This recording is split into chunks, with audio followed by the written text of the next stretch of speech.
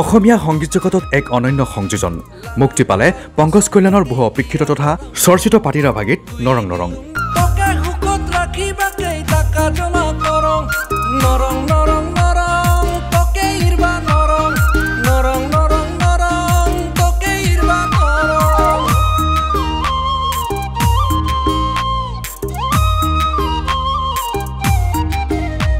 আজি লুটপুৰা ভইচৰ মুখ্য কাৰ্যালয়ত এক মনোজ্ঞ পৰিৱেশত জনপ্ৰিয় যুৱ নেতা তথা ৰাভা হাছং সাহিত্য সাহিত্য পৰিষদৰ কাৰ্যবাহী সদস্য নগৰমল স্বৰ্গীয়াৰীৰ জৰিয়তে শুভমুক্তি দিয়া হয় নৰং নৰং শীৰ্ষক গীতটি।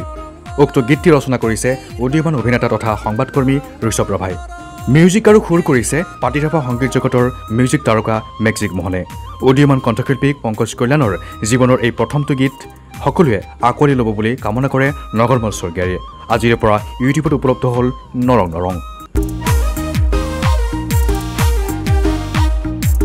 জঙামত খাং তোকে চাবা যাং খোলে কোনা পাথাৰত তোকে দেখা পাং হামুক কুৰাই আছিলি তই পানীত জিকি জিকি হামুক কুৰাই আছিলি তই পানীত জিকি জিকি পেটাই হেনা ডাকালুং শুনা নাপালি পেটাই হেনা ডাকালুং শুনাই নাপালি।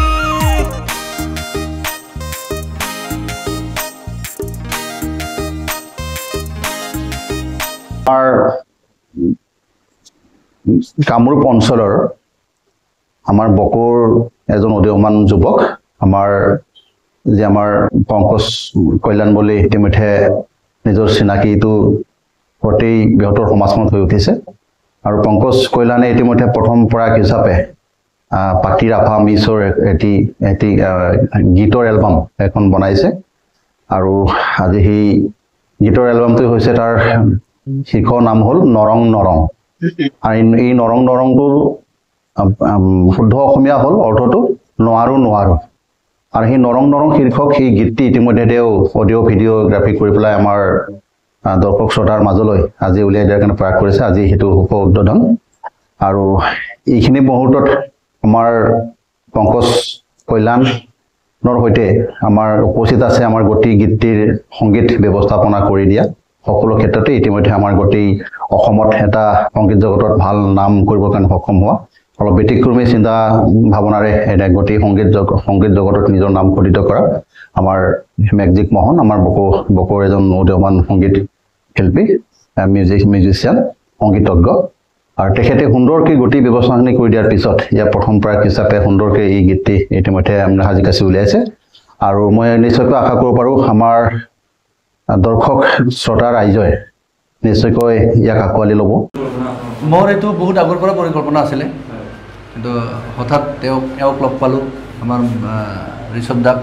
তেওঁ ক'লে কি এটা এনেকুৱা তেনেকুৱা লিৰিক্স আছে মানে চাই গানটো গাই চালোঁ। মোহন দাই বহুতখিনি মোক হেল্প কৰিলে, বিভিন্ন সময়ত মটিভেশ্যন দিলে যে এনেকুৱা তেনেকুৱা তেনেকৈ আৰু। আচলতে মই মানে গানটো মানে মই ৰাভা দিৱসৰ কাৰণে হেৰি গাব আহিছিলোঁ, বিষ্ণু ৰাভা সংগীত কভাৰ চং গাব আহিছিলোঁ। তাতে মানে ৰাম লক্ষ্মণক লগ পাই গ'লোঁ মই। তাৰপিছত আৰু মানে বাকীখিনি আৰু এতিয়া আৰু এই আৰু দিশ সলনি হৈ গৈছে বুলি মই ভাবিছোঁ। বাকী এতিয়া অসমৰ ৰাইজে যি কয় আৰু মোক মানে শিল্পী হিচাপত ল'লে অসমৰ ৰাইজে ল'ব পাৰে আৰু এতিয়া আৰু তেওঁলোকৰ ওপৰতে আৰু বাকীখিনি ক্ৰেডিট আমি অসমৰ ৰাইজৰ ওপৰতে আশা কৰিছোঁ।